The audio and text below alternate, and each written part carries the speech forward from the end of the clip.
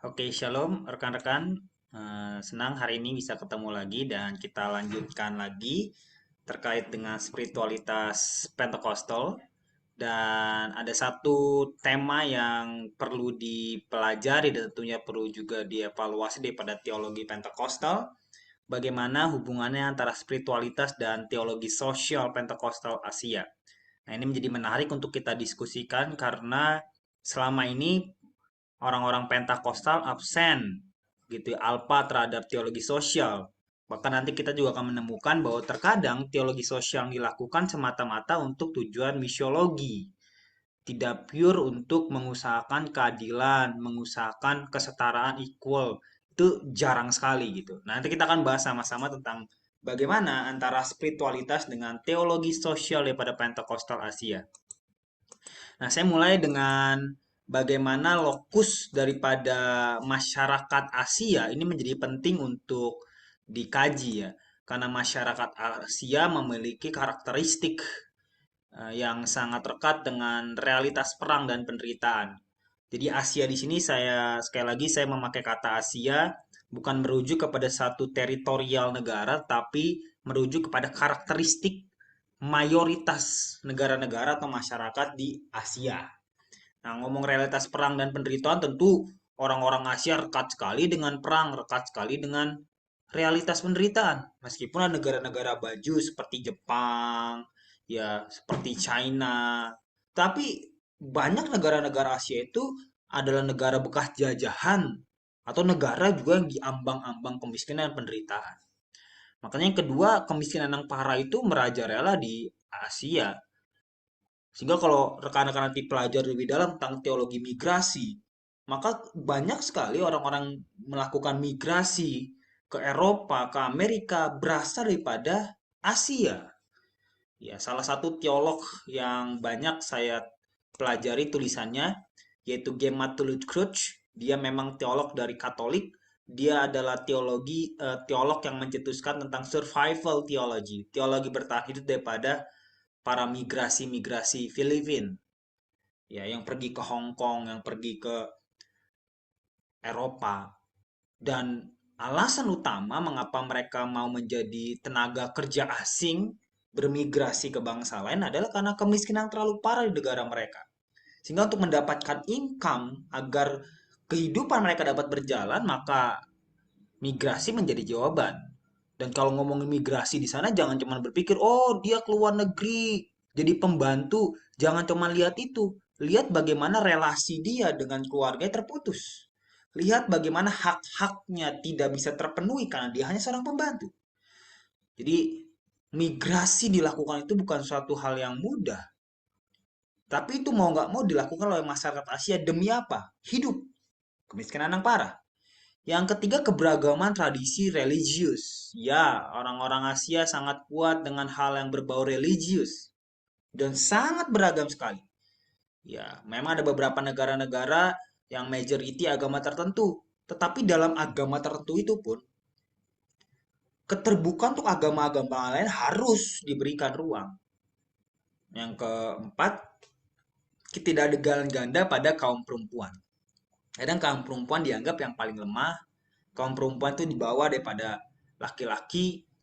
Apalagi kalau kita di Indonesia, kita sangat menganut paham patriarkal.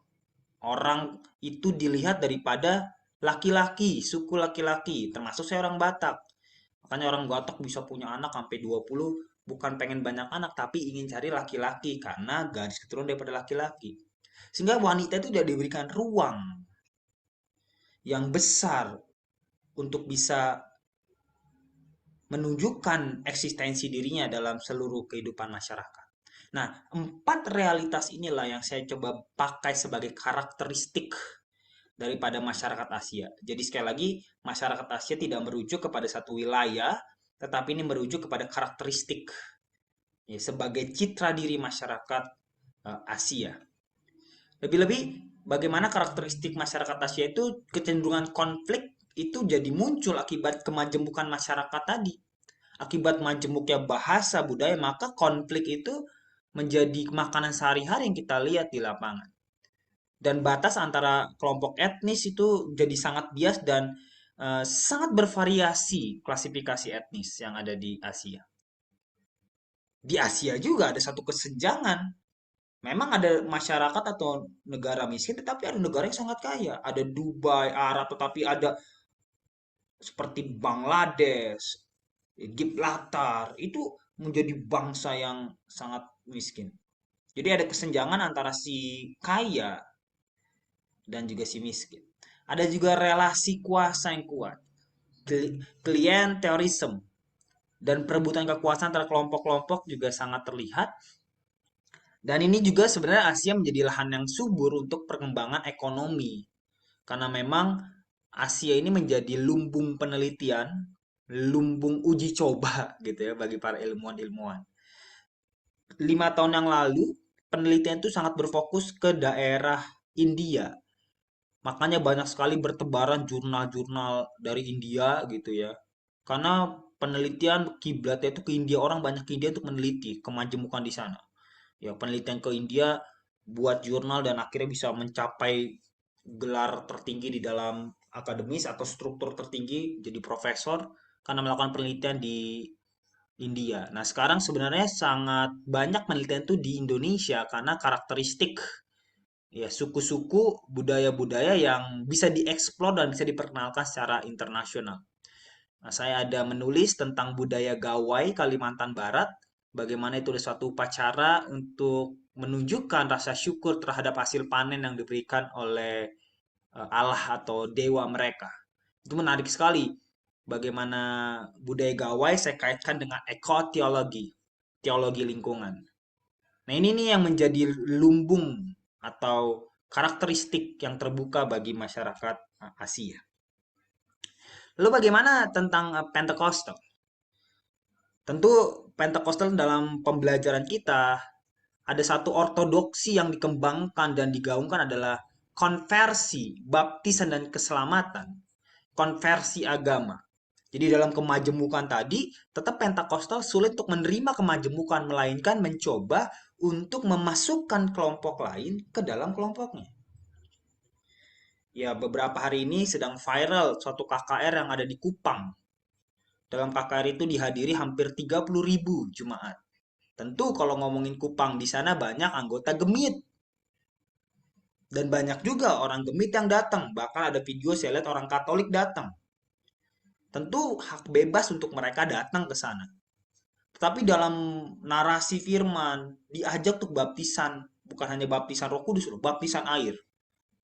Sehingga ada orang-orang Gemit yang akhirnya baptis ulang bahasanya gitu ya. Karena sudah dibaptis di Gemit, dibaptis lagi di gereja tersebut. Lalu apakah itu salah? Kita nggak bisa pungkiri memang semangat konversi itu ada di orang-orang Pentakosta. Makanya ada salah satu artikel yang sudah lolos dan akan terbit tahun ini yang saya tulis tentang misi Pentakostal berwajah hospitalitas dan teopoetik. Nanti kapan-kapan saya akan sharing. Apa itu Pak Anggi? Itu bicara misi Pentakostal yang berwajah hospitality. Hospitality itu bicara mengenai keramah tamahan. Dan juga teopoetik. Teopoetik itu bicara mengenai teologi keindahan. Tentu ketika saya menulis ini banyak yang pro kontra dianggap bahwa saya tidak lagi Pentakostal. Saya bilang saya tetap Pentakostal. Tapi Pentakostal yang sekarang jangan hanya mengarah kepada konversi, tapi mari lihat juga keramah tamahan dan juga keindahan. Ada baptisan keselamatan karunia Roh Kudus, pengalaman religius, doa dan berkat-berkat. Jadi Sander John Buchanan mencoba melihat spiritualitas Pentakostal dengan berbagai macam pendekatan dan juga praksis-praksis yang sangat dominan. Lalu bagaimana sih untuk menjadi Pentakostal? Maka seperti yang saya sharing sebelumnya, baptisan Roh Kudus menjadi penting di sana. Pentakostal klasik khususnya mendefinisikan orang-orang Kristen yang berpegang pada doktrin baptisan Roh Kudus sebagai peristiwa setelah keselamatan, berkat kedua setelah lahir baru gitu, baptisan Roh Kudus. Jadi nggak bisa disamakan antara lahir baru dengan baptisan Roh Kudus, itu suatu berkat pengalaman yang berbeda. Dan bukti daripada orang yang dibaptis Roh Kudus, inisial evidensinya adalah speak in tongue. Berkali-kali saya katakan speak in tongue, berbahasa lidah.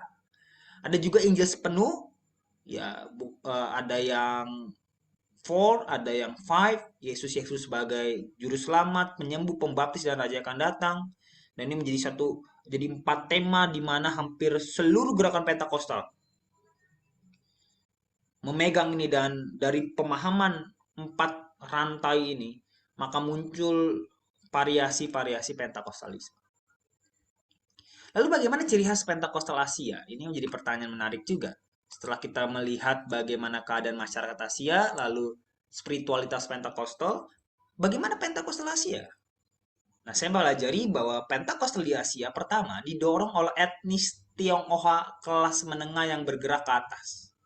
Ya, gereja-gereja Pentakostal ini menjadi gereja yang sangat diminati oleh etnis Tionghoa. Dan kalau sudah orang Tionghoa datang, nah udah tuh, udah pasti mega church. Kenapa? Perpuluhannya bos, gitu ya. Tapi itu, kalau rekan-rekan lihat deh, cek deh gereja-gereja mega church yang ada rata-rata Pentakostal, dan rata-rata itu jemaatnya adalah orang-orang Tionghoa. Dan ini yang ada di Asia. Yang kedua, berkembang dengan komsel atau sel group yang merupakan ruang penting untuk jejaring sosial, kontak bisnis, dan pembuatan identitas. Jadi di komsel pun juga ada kontak bisnis di sana, ada pembuatan identitas. Yang ketiga, ada daya tarik Pentakostal bagi orang miskin dan keterbukaan bagi masyarakat kelas menengah. Orang miskin sangat senang seperti mendapat rumah di Pentakostal. Mengapa? Karena dalam tata gereja atau kepejabatan gereja, siapapun bisa jadi pendeta. Kaum awam pun bisa, yang penting pasti berbicara ya gitu. Apalagi kalau udah pasti berbicara, uangnya banyak kalau udah ada tuh.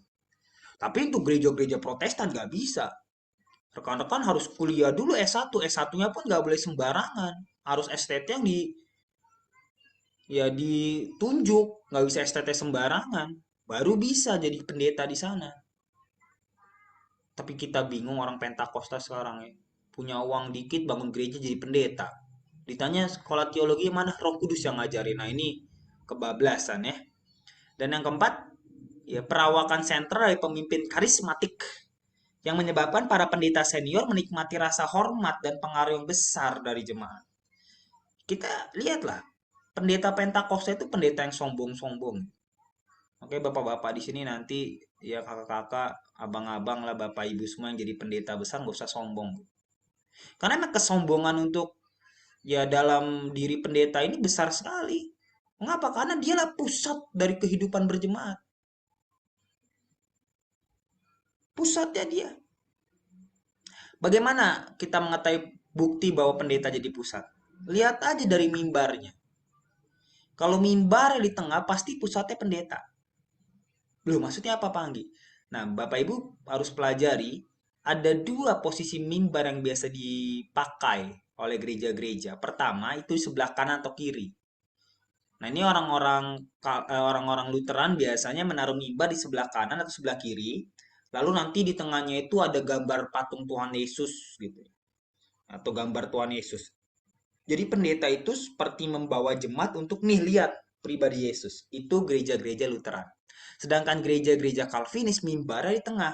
Lalu di belakangnya ada gambar Yesus atau patung atau salib, salib yang besar.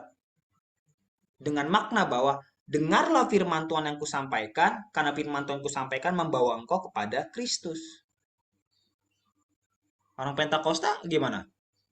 Mimbarnya makin kecil, jadi bukan lihat mimbar, cuman lihat pendetanya, di belakangnya nggak ada salib. Jadi bukan dibawa ke salib, dibawa ke dia. Apalagi di belakangnya ada apa? Yes, ada LED yang sangat besar. Jadi dibawa ke LED, di LED mukanya siapa? Muka dia. Gitu. Jadi, makanya penghormatan terhadap pendeta Pentakosta ini tinggi sekali. Nah, ini nih fakta yang ada, Bapak Ibu. Ya, ketika Bapak Ibu menjadi pendeta, itu kehormatan orang terhadap Anda itu akan sangat besar sekali. Seperti Tuhan, apalagi kalau pendeta itu berkarisma dan punya banyak karunia. Wah, itu sangat diminati. Dan pemaparan Pentakosta Asia di atas biasanya disuntikan ke dalam liturgi dan kehidupan komunitas orang Kristen atau umat Pentakostal. Biasanya itu. Apa yang saya paparkan tadi itu bicara mengenai kehidupan di dalam komunitas, di dalam orang-orang Pentakosta. Tapi pertanyaannya adalah bagaimana keterlibatannya dengan masyarakat secara umum? Bagaimana melibatkan isu-isu kemiskinan, keadilan sosial, pengembangan masyarakat, gender, ekologi di dalam Pentakosta? Dan kalau memang itu kita lakukan, apa yang menjadi dasar spiritualitas yang memotivasi untuk menanggapi isu-isu sosial? Terhadap ini, maka saya mengajak rekan-rekan untuk melihat bagaimana dimensi umum dalam spiritualitas dan teologi sosial Pentakostal Asia. Ada spektrum. Spektrum itu seperti gambaran besar keterlibatan orang-orang Pentakostal di dalam teologi sosial. Pada awal-awal mula, ketika Pentakostal muncul tahun 1906 di Azusa Street, maka apapun yang dilakukan itu mengarah kepada jemaat lokal. Dan di sana diarahkan untuk mengubah kehidupan rohani. Jadi ada KKR kebaktian kebangunan rohani untuk apa? Kehidupan pribadi orang tersebut. Orang tersebut siapa? Ya, jemaat gereja Pentakosta. Masuk lagi di tahun mungkin tahun 1930-an, maka mulai terbuka kepada orang Kristen. Bagaimana kita bergaul dengan orang Kristen di luar orang Pentakostal dan mulai memperhatikan kehidupan rohani, sosial maupun psikologi. Masuk di tahun 60, 70, 80, oke, kita bergerak kepada orang non-Kristen. Kita membantu orang non-Kristen, tetapi garis bawah ini, membantu orang lain dengan melakukan tindakan sosial semata-mata sebagai apa? Ekspresi misi. Itu yang terjadi. Jadi bagi-bagi sembako apa? Ekspresi misi. Sampai akhirnya di abad ke-21, maka mulai terbuka untuk masyarakat luas, sehingga Pentakosta memahami bahwa tangan kita bukan hanya untuk mengangkat kepada Kristus, tetapi tangan kita harus mengulurkan kepada orang miskin yang sulit. Mudah dicapai tidak mudah. Sebab ada satu pertanyaan esensial yang ditanyakan. Untuk apa melakukan tindakan sosial di dunia yang pada akhirnya akan hancur dan digantikan dengan LB3, langit baru bumi baru? Ngapain ekologi, jaga hewan, jaga tumbuhan, jaga lingkungan, toh pada akhirnya juga nanti dunia akan hancur, baur, belerang, jadi belerang. Nah, ini kan kuat banget kaitan dengan eskatologi kita. Karena kita punya pemahaman eskatologi bahwa dunia ini kan dihancurkan dan diganti dengan yang baru. Sementara kawan-kawan kita, orang-orang Katolik, orang-orang Protestan punya pemahaman bahwa dunia ini bukan dihancurkan, tetapi dunia ini akan dipulihkan.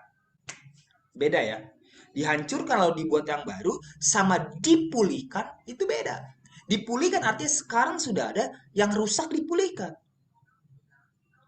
Makanya kalau ditanya apakah orang Pentakosta menjaga alam, menjaga relasi kehidupan, sulit. Kenapa? Karena punya mindset eskatologi kita adalah LB3. Maka disinilah saya mencoba melihat bagaimana mengkonstruksi keterlibatan teologi Pentakosta.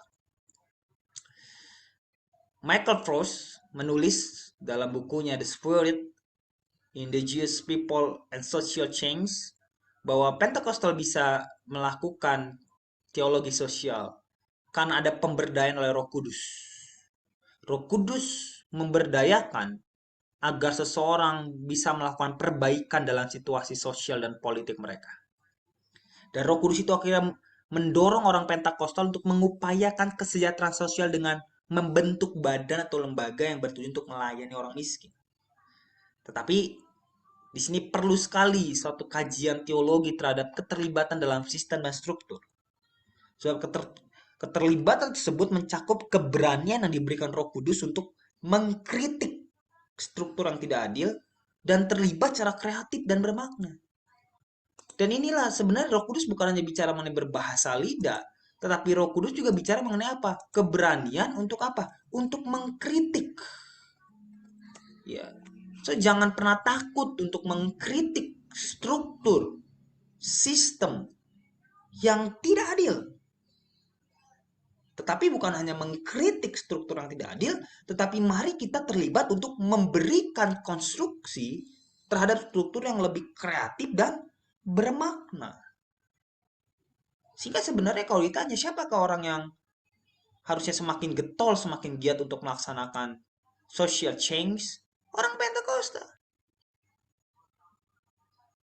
Wah, ini saya berharap rekan-rekan jangan kaget dengan hal ini. Justru ini mendorong rekan-rekan untuk lebih dalam lagi memperbaiki konsep-konsep, memperbaiki praksis-praksis orang Pentakostal di dalam keterlibatan. Lebih dalam lagi, landasan bagi agenda sosial Pentakostal Asia saya memakai daripada Daniel Agustin, dan juga ada satu buku yang ditulis oleh Donald Miller dan Tetsunao Yamamori, bagaimana Yamamori dan Miller ini membuat kajian penelitian terhadap gereja-gereja Pentakostal kurang lebih 7 tahun. Dia melihat langsung, dan saya mendapati dari dua buku ini, dari Daniel, dia melihat bahwa landasan bagi agenda sosial Pentakosta adalah ketika seseorang itu memberikan kepada sang pencipta melalui yang diciptakan. Kalau dia punya pemahaman saya memberi kepada sang pencipta melalui yang diciptakan, baik manusia maupun hewan maupun tumbuhan maupun apapun yang diciptakan oleh Allah, maka orang Pentakosta bisa terlibat di dalam teologi sosial. Yang kedua, memberikan dampak bagi pertumbuhan buah roh. Agar buah roh bertumbuh, maka lakukanlah agenda-agenda sosial. Yang ketiga, ada perwujudan hospitalitas.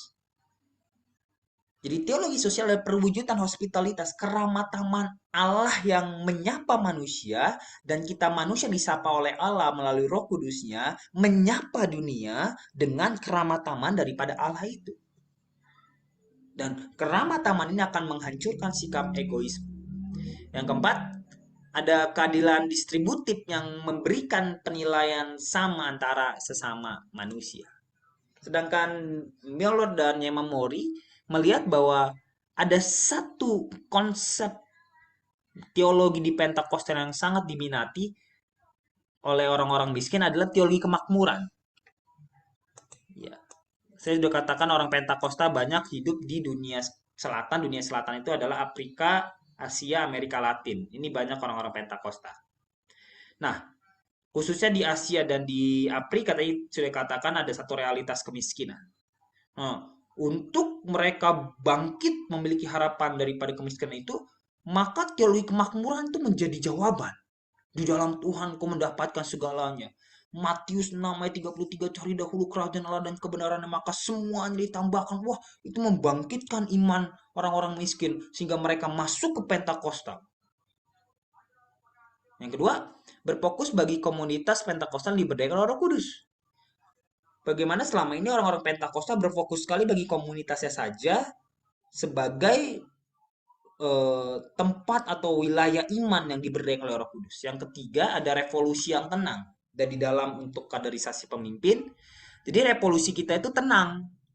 Ya kalau tenang itu kan kadang lama didengar, makanya mendingan teriak-teriak kayak saya gitu ya, supaya cepat didengar. Dan terakhir, berporos sayap kanan dalam kehidupan sosial dan hubungan dengan pemerintah yang represif. Ini menjadi landasan spiritualitas agenda sosial Pentakostal Asia. Aspek keterlibatan yang dilaksanakan oleh Pentakostal Asia. Yang pertama ada hubungan Pentakostal Asia dengan negara, bagaimana ada negara-negara di mana Pentakostal tunduk dengan pemerintah seperti Cina atau Indonesia di Orde Lama kan, terlalu tunduk dengan pemerintah. Sedangkan kalau dilihat di Korea Selatan ataupun di Filipina, itu justru spektrumnya sangat besar dalam hubungan dengan negara. Negara itu sangat hormat dengan orang-orang Pentakostal. Apalagi kalau di Korea Selatan dengan gereja Yoido itu. Wah, itu sangat dihormati sekali. Lalu moralitas di masyarakat umum bahwa ada masalah aborsi, seks di luar nikah, homoseksual, LGBTQ, itu dipandang dengan transformasi. Jadi Pentakosta pasti langsung menolak itu bahwa ini penyakit yang harus disegera ditangani dan tidak ada ruang bagi kejahatan atau dosa-dosa atau penyakit-penyakit sosial.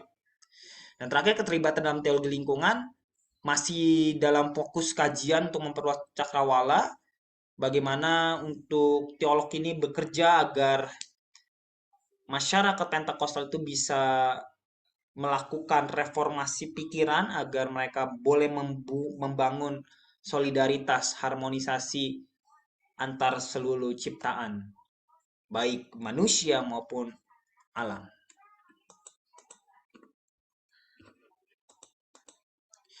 Terakhir, dimensi khas dari spiritualitas dan teologi sosial Pentakosta Asia, dan ini sebuah usulan sebenarnya bagi keterlibatan dalam bidang ekonomi. Saya memakai konsep yang dipakai Fisher dan Herman. Bagaimana Fisher dan Herman itu memberikan suatu teknik social technical system agar terjadi revolusi di dalam masyarakat dengan sistem segi enam ini. A, B, C, D, E, F. E-nya itu bicara goal, menentukan sasaran yang ingin dituju. Lalu B-nya itu bicara mengenai equipment atau people yang perlu di-equip. Yang C itu bicara mengenai infrastruktur atau sarana yang dibutuhkan. Yang D itu bicara teknologi yang dapat mendukung daripada goal. Yang kelima itu budaya atau culture yang dibangun. Dan yang terakhir adalah proses yang dikerjakan. Nah, di keenam ini memang saya menaruh bagaimana teologi sosial dan spiritualitas Pentakosta di bagian E sebagai formasi spiritual culture di sana, tetapi sebenarnya bisa di dalam segala posisi. Ini yang coba saya gambarkan, walaupun sekali lagi tidak sempurna, tapi ini yang coba saya bangun dari konsep the social technical system ini. Dari misalkan goalnya itu building apartment to help solve the problem of poverty in church and social community in Indonesia, membangun wadah platform untuk orang-orang miskin di gereja untuk masyarakat sosial Indonesia. Lalu people-nya adalah orang yang mengequip, yang perlu di-equip. Ya, equip group yang perlu di-equip adalah orang-orang miskin atau orang-orang yang tidak memiliki rumah, dan yang mengequip adalah para diakon atau departemen misi. Buildingnya itu bicara mengenai building cooperation with local churches, opening access to information, dissemination, founding sources, dan equipment platform. Teknologi itu bisa bicara mengenai building a digital platform to bring together potential entrepreneurship. Nah, di sini di culture. Walaupun di sini saya juga ngerasa tidak cukup the spiritual permission described above ini ada di culture, tapi semestinya harus ada di segalanya. And the last, process and procedure. Ada, kita mulai dengan we are giving food to the full, open job opportunity, trend to have special skill, and then yang lain-lain lah. Bagian terakhir, bagaimana evaluasi dan konstruksi teologi sosial Pentakosta Asia. Pertama, kita adaptif tetapi harus kritis. Pentakosta harus adaptif tetapi kritis, harus menjadi gaya berteologi orang Pentakosta. Jangan latah gitu. Karena ini pendeta-pendeta Pentakosta ini latah sekali. Ada yang baru ikut-ikutan, gak dikaji dulu. Adaptif harus. Apalagi Pentakosta sangat liquid sekali teologinya. Sangat cair sekali, tidak kaku. Tetapi dalam keadaptifan itu kita juga harus kritis. Yang kedua, Pentakosta seperti wadah yang menerima dan menampung segala aspirasi. Kiranya ini menjadi kesadaran dalam tubuh Pentakosta. Oleh sebab itu, ke depannya pembukaan wadah untuk menerima dan menampung aspirasi itu harus sejalan dengan kaderisasi. Kalau bahasanya daripada Simon Chen, pentradisian. Dan ketiga, ada permainan doktrin. Hati-hati dengan permainan doktrin, khususnya catatan terhadap prosperity gospel yang disampaikan di mimbar-mimbar khotbah. Demikian juga dengan eskatologi. Saya pikir kita perlu mengkaji ulang eskatologi Pentakosta.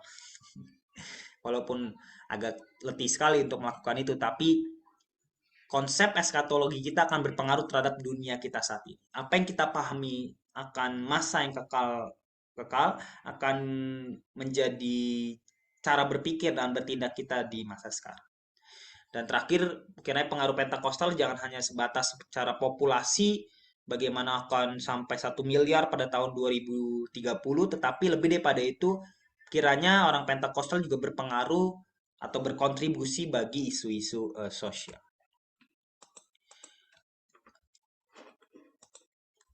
Ya, sekian dari saya, kiranya hal ini bisa menyentakkan kita agar kita bisa berpartisipasi dalam teologi sosial, agar Apa yang menjadi spiritualitas kita tidak hanya dalam mimbar atau dalam komunitas gereja kita, tetapi kita lebih luas di dalam teologi sosial. Dan kiranya melalui pemaparan ini rekan-rekan melihat bahwa tidak semata-mata teologi sosial dilakukan dalam tujuan misi, tetapi bisa juga dilakukan dalam tujuan untuk mentransformasi masyarakat sosial. Entah akhirnya masyarakat itu percaya atau tidak, itu urusan kesekian. Tetapi yang utama yang kita perjuangkan adalah bagaimana teologi Pentakosta dan spiritualitasnya tentunya bisa memberikan perubahan bagi masyarakat, bukan hanya kelompok Pentakostal tetapi kelompok yang lebih luas. Ya, silakan rekan-rekan bisa bertanya di kolom chat untuk kita sama-sama mendalami lagi tentang spiritualitas dan teologi sosial Pentakostal. Terima kasih semuanya. Tuhan Yesus memberkati. God bless you.